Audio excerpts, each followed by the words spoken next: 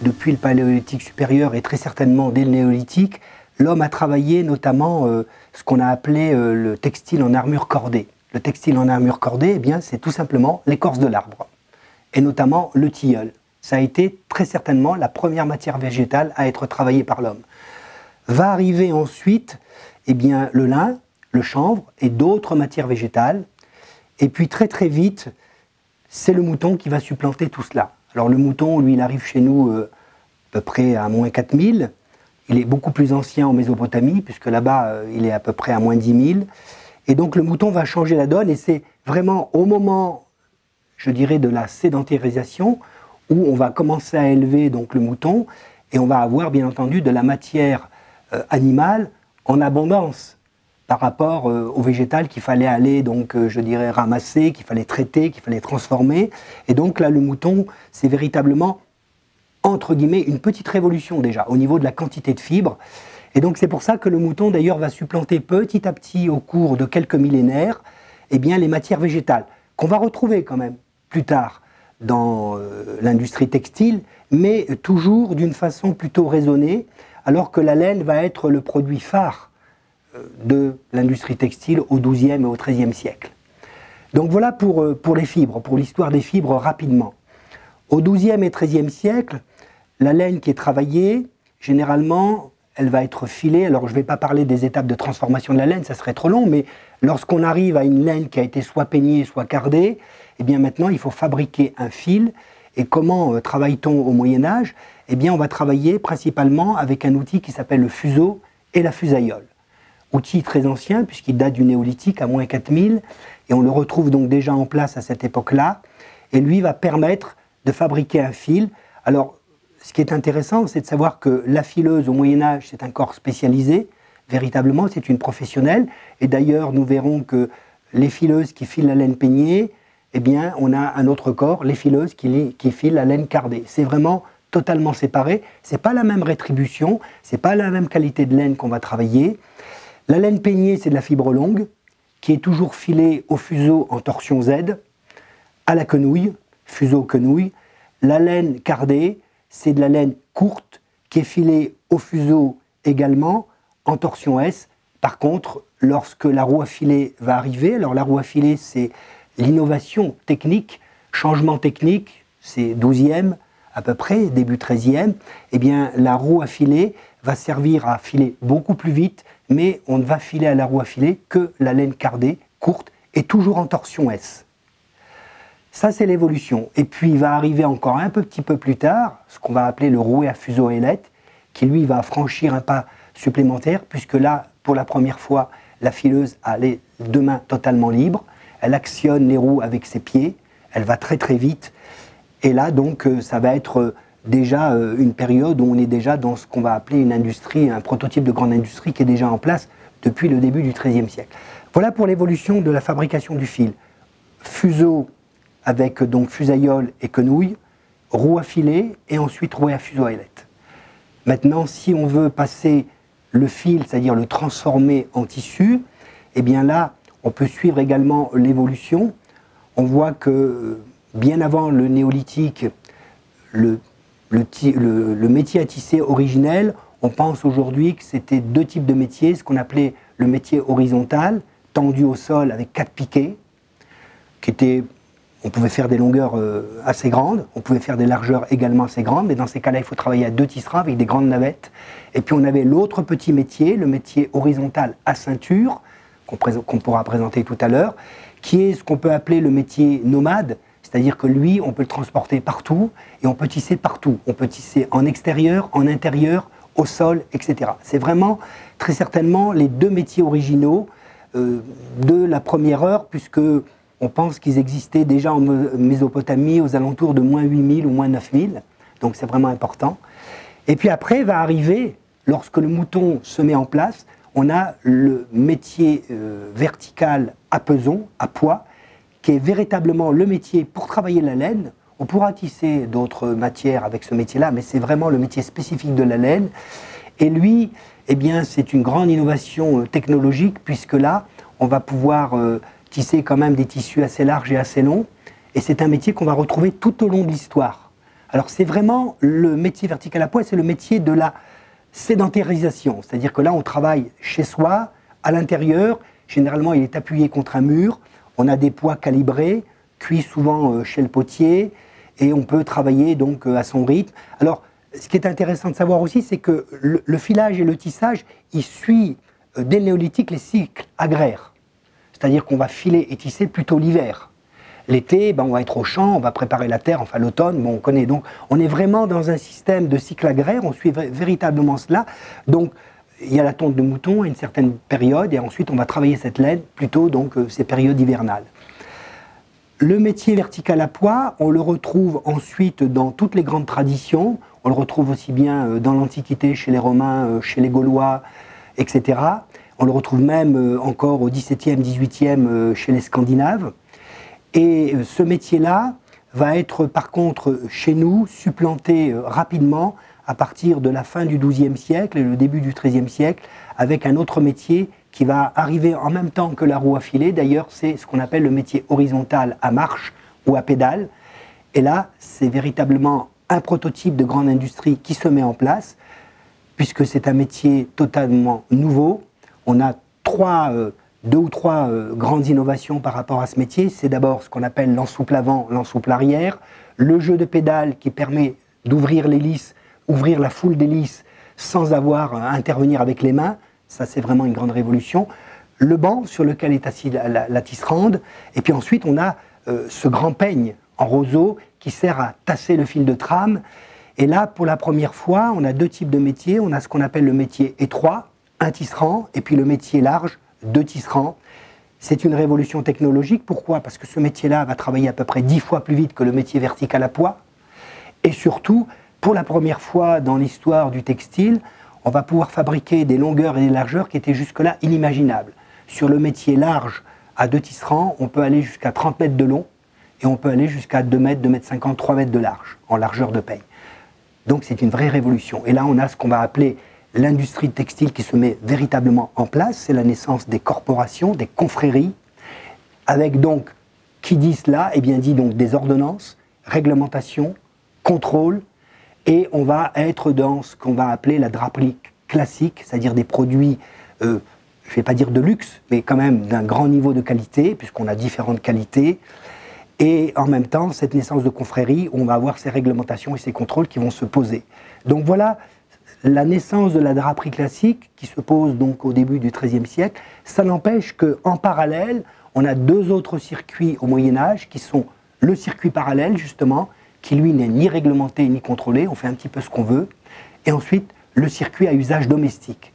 On va fabriquer soi-même, et là c'est pas contrôlé.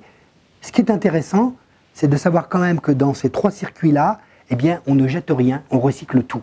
Il n'y a pas de déchets, tous les déchets de laine, que ce soit les déchets de tonte, les déchets de filature, les déchets de transformation, eh bien on va les garder, on va les recycler, les réutiliser. C'est pour ça que là, le Moyen-Âge a vraiment des grandes leçons d'écologie à nous donner. Et puis la laine, on la lave simplement à l'eau chaude, sans produits, sans détergent. Donc là aussi, on a véritablement des leçons à prendre.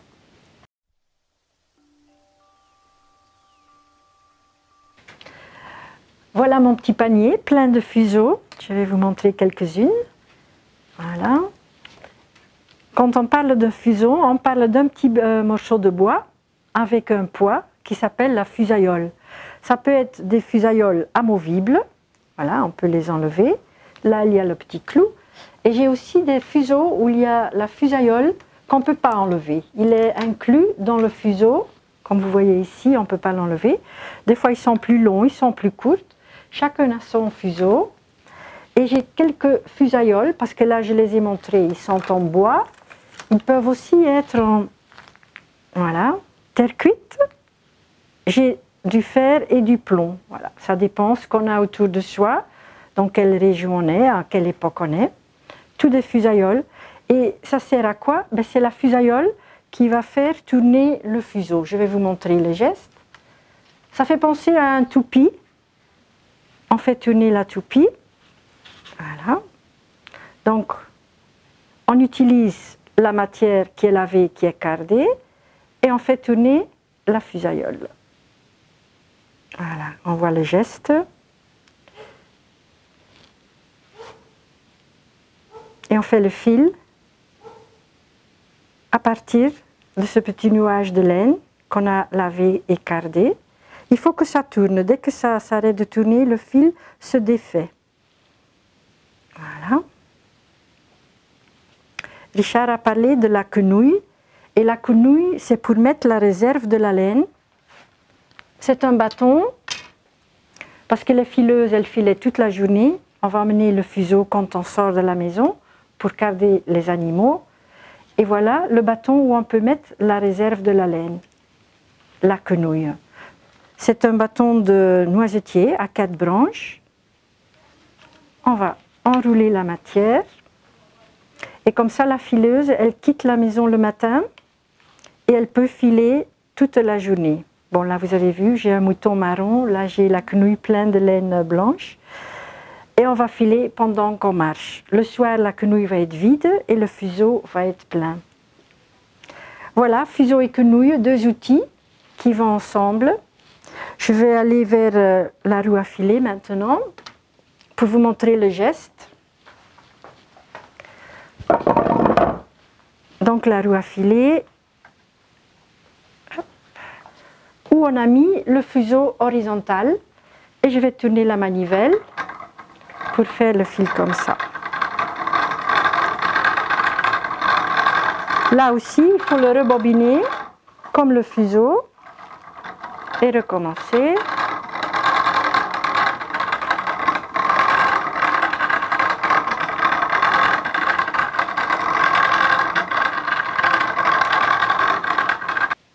Maintenant, je vais montrer la roue à filer. Voilà. Là, c'est le pied qui fait tourner la roue. J'ai tout de suite la bobine, donc je ne dois pas embobiner.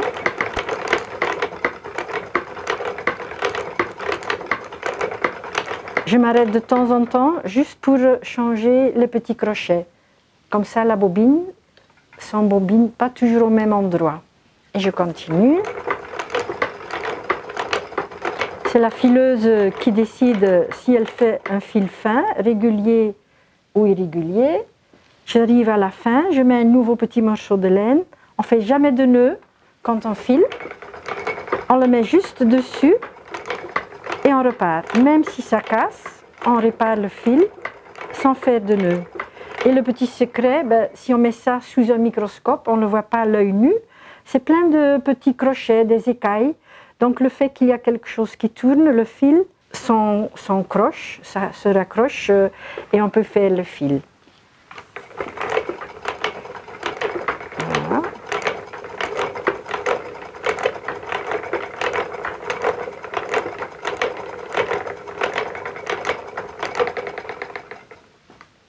Voilà.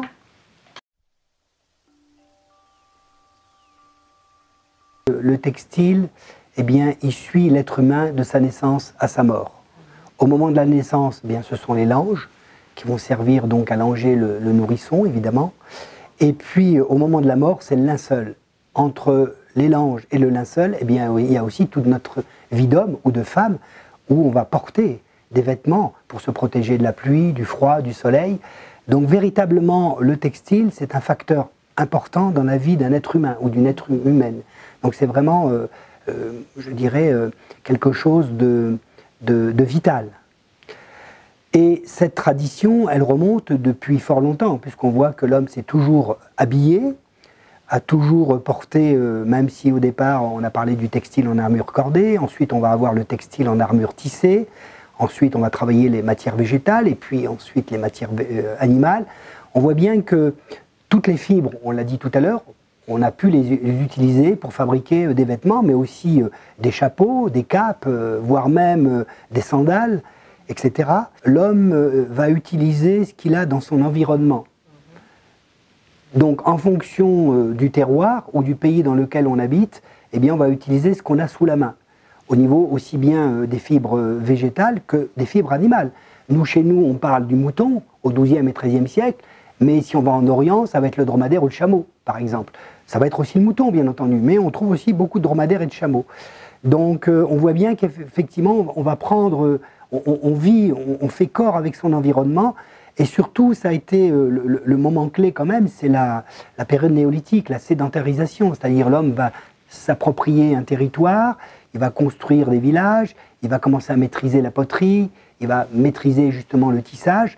Ça vient de loin, parce que cette sagesse chez nous, dans ce qu'on va appeler l'Europe occidentale, elle arrive très certainement aujourd'hui, on le sait, elle arrive plutôt d'Anatolie ou de Mésopotamie, puisque là-bas, la filière laine, elle est bien avant, elle arrive bien avant que chez nous, puisque la période tissage-filage en Mésopotamie, c'est à peu près moins 12 000, et déjà moins 10 000, on a déjà une filière laine qui fonctionne. Chez nous, ça va être plutôt moins 5 000, ou moins 4 000. Donc on a véritablement une transmission de technique, mais je vais même plus loin de savoir-faire. Et on voit bien que ça va suivre l'humain tout le temps, à toutes les périodes de l'humanité. Le textile, c'est important. Et en même temps, l'homme, il va toujours essayer de transformer. Alors malheureusement, ça c'est le côté peut-être un petit peu négatif, c'est de toujours aller plus vite, produire plus vite, et puis très vite va arriver à l'esprit, si on produit plus vite, c'est pour vendre moins cher. Et on voit bien que c'est déjà en place au XIIe et XIIIe siècle. Ça n'empêche que derrière, il y a une relation particulière avec l'environnement, avec les plantes, avec l'animal, et donc, oui, je pense, une sagesse aussi de fabrication, puisqu'on voit bien que là, on peut rajouter, puisqu'on parle de sagesse, eh bien allons-y, la symbolique du tissage. Et on voit que la symbolique du tissage, c'est très très intéressant, elle est très développée en Mésopotamie, il y a une forte symbolique du tissage et du filage, et on la retrouve, comme par hasard, pratiquement partout dans toutes les régions du monde. Et c'est pratiquement souvent la même symbolique. Donc on voit bien qu'il y a quelque chose qui est commun, cette humanité, au travers aussi bien du savoir que cette symbolique, c'est-à-dire le lien qu'on a avec l'environnement, avec les plantes, avec l'animal, et je dirais même le lien spirituel qu'on peut avoir avec ces choses-là.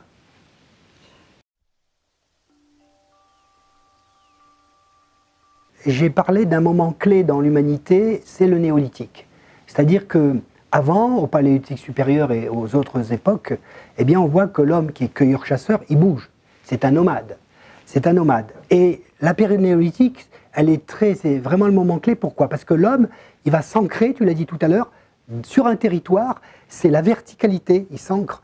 Et là, c'est à partir de là, d'ailleurs on voit bien qu'il a une relation particulière avec ce qu'il va appeler la terre-mère, et qui se retrouve aussi bien dans le travail de la poterie, que dans la domestication des animaux, que dans le filage et le tissage.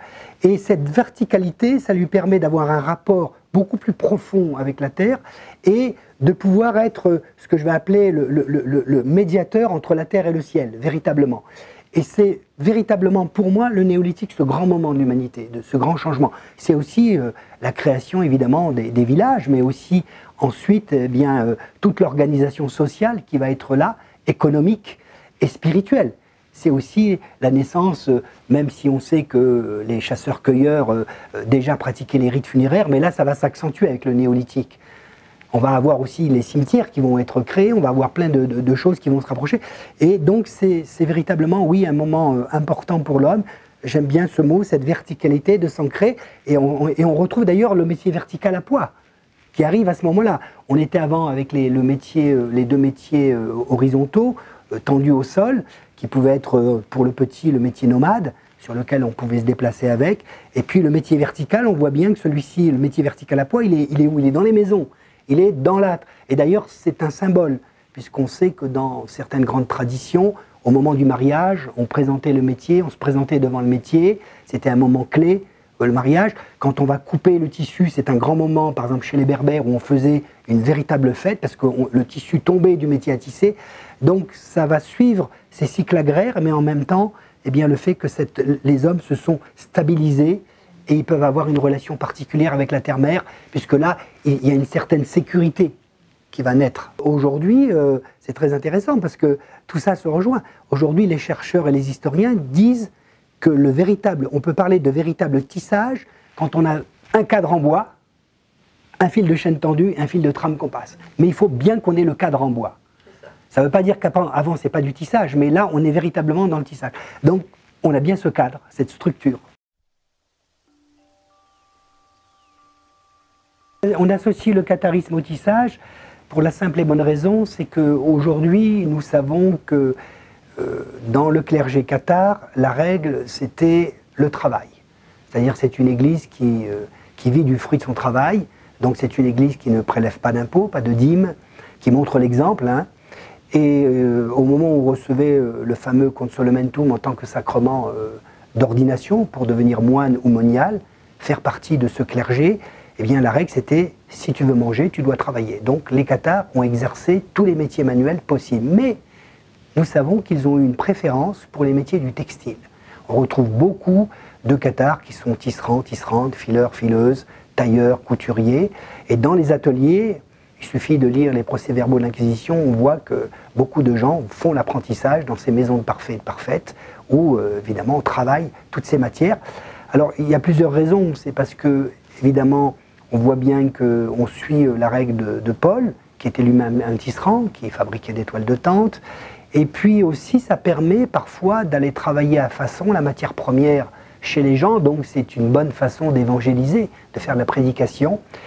Et puis, si on va dans un domaine un peu plus subtil, eh bien, on voit bien que on pourrait retrouver des analogies, on pourrait penser que les cathares, qui avaient quand même une démarche très forte au niveau de la gnose, qui étaient des véritables gnostiques, donc qui étaient là pour travailler sur eux-mêmes, transformer cette humanité de l'intérieur, eh bien, on peut faire rapidement une analogie en montrant que lorsque on va pratiquer le tissage, eh bien, on va pouvoir tisser son vêtement de lumière, symboliquement, pour faire le salut de son âme. Donc on voit bien qu'on pourrait ramener cette dimension. Je ne dis pas qu'on en a la preuve historique de cela, mais on peut faire facilement comment dire, un lien avec cette façon-là. Donc je pense, et je ne suis pas le seul, hein, il y a un tisserand professionnel, un monsieur qui est mort déjà il y a quelques années, qui avait fait toute une étude sur le tissage dans toutes les régions du monde. C'est-à-dire il a rencontré les Dogons, il a rencontré les Berbères, il a été en Afrique, et il était originaire de cette région ici, il est venu travailler ici, et il a beaucoup parlé des cathares, et lui, il montrait comment, justement, eh bien, les cathares avaient ce lien par rapport au tissage, parce que justement, il y a aussi cette symbolique derrière, et qu'on retrouve d'ailleurs pas que chez les cathares, on la retrouve dans toutes les civilisations. Le fait que le fil de chêne, il nous relie aussi à l'univers, et que le fil de trame, c'est le fil de la vie qu'on va passer, et donc on peut y mettre une symbolique très très forte. En même temps, c'est quand même des matières qui viennent de la terre, qui viennent de l'animal. On a ce lien presque sacré avec ces choses-là. On retrouve bien cette espèce de hiérarchie au niveau du vêtement en fonction du rang social. Intéressant aussi chez les cathares, c'est qu'au moment où on va prononcer ces vœux, qu'on va recevoir ce consolomentum, baptême d'ordination, devenir un vrai moine et monial, on prend l'habit. On va avoir un habit particulier. On sait que les cathares étaient habillés plutôt en foncé, soit du noir, soit du brun foncé, et c'est l'habit, la tenue de moine. Donc cet habit représente aussi une règle, moine régulier, moine séculier, donc il est lié aussi au statut, au changement de statut. On reconnaît les parfaits, les parfaites, on sait, grâce à leur habit, que ce sont des moines ou des moniales. Et on retrouve ça après dans tous les rangs sociaux, puisqu'on voit bien que les nobles, même les évêques, les archevêques ont des couleurs particulières pour eux, qui va leur donner véritablement cette spécificité qui appartient à leur rang, et puis les nobles également, et puis les artisans, les commerçants, les artisans, et puis les paysans. Et on voit bien que les paysans, eux, n'ont pas accès, sauf quelques couleurs qui leur sont réservées, mais pas à d'autres couleurs. Et puis après, on a aussi la teinture, évidemment. Si on parle de la teinture qui est un corps spécialisé au Moyen-Âge, un vêtement teint, ça coûte beaucoup d'argent, et donc c'est réservé à une certaine élite. Ça ne veut pas dire que le petit paysan ne pourra pas avoir un vêtement teint, mais il va se le teindre lui-même avec les moyens du bord, avec ce qu'il a autour de lui. Mais dans la teinture spécialisée, dans la draperie classique, c'est un vrai corps. Et là, ça coûte beaucoup d'argent, et c'est plutôt réservé à la noblesse, parfois à des commerçants ou des artisans un peu aisés. Aujourd'hui, quand même, encore dans l'industrie textile de haut niveau, on sait ce que c'est qu'une torsion Z et une torsion S. Hein. Alors, il faut être du métier, évidemment, mais on sait ce que c'est. Alors, la torsion Z, c'est simple, c'est quand la fileuse tient son fuseau, eh bien, elle va le faire tourner dans le sens des aiguilles d'une montre, Et là, en le faisant tourner dans le sens des aiguilles d'une montre, elle fait un fil en torsion Z. Pourquoi? Parce que la barre médiane du Z, elle part bien vers la droite, et le Z, quand tu fais ça pour le faire. Tu pars vers la droite. Donc, fil en torsion Z. Maintenant, la fileuse, on peut lui demander, et on lui demandera au Moyen-Âge, de faire aussi un fil en torsion S, ce fil de trame, en laine cardée. Et bien là, elle va tourner le fuseau dans le sens contraire des aiguilles d'une montre. Et là, elle fera un fil en torsion S, parce que le S, tu pars bien vers la gauche, et la barre médiane part vers la gauche. Voilà. Et ce qui est intéressant, c'est qu'on voit bien que la laine peignée torsion Z, la laine cardée torsion S, et que sur le métier à tisser, qu'est-ce qu'on fait? On va marier les deux. Le fil de chaîne, c'est toujours de la laine peignée en torsion Z, le fil de trame, c'est toujours de la laine cardée en torsion S. On marie les deux torsions, meilleure résistance du tissu qui va subir des apprêts, après qu'on va anoblir, donc ça donne un tissu bien plus solide, et c'est quand même, je trouve que c'est, au niveau de l'expérience et au niveau de l'observation, c'est extraordinaire d'avoir compris ça, de mélanger ces deux torsions ensemble. Au XIIIe siècle, la réglementation, on a les textes sur Toulouse 1227, on en a même avant à Montpellier, fin XIIe, qui disent clairement que la fileuse qui file la laine peignée, elle la filera en torsion Z, et que cette laine sera toujours mise en fil de chaîne sur le métier à tisser. Et la fileuse qui file la laine cardée en torsion S, c'est pour le fil de trame, et lui, il sera mis pour le fil de trame, ce fil-là, sur le métier à tisser. Donc ça, c'est codifié, c'est réglementé, on ne peut pas faire autrement. Ça va changer. Après, ça va changer à partir du XIVe ou du XVe, où il y a des petits malins qui vont vite se rendre compte que si on faisait un tissu tout en fil de trame-trame, ce qu'on appelle trame-trame en torsion S, on va produire plus vite et on va vendre moins cher. Mais on n'aura plus du tout la même qualité. Voilà. Mais ça va se faire. On voit bien que le problème, c'est que on est dans des univers où on maîtrise une qualité, on maîtrise, comme tu disais tout à l'heure, une sagesse, un rapport à la terre, etc. Et puis, très vite, avec l'innovation, avec les nouvelles technologies, eh bien, on a toujours dans l'idée quand même de produire toujours un peu plus vite pour vendre moins cher.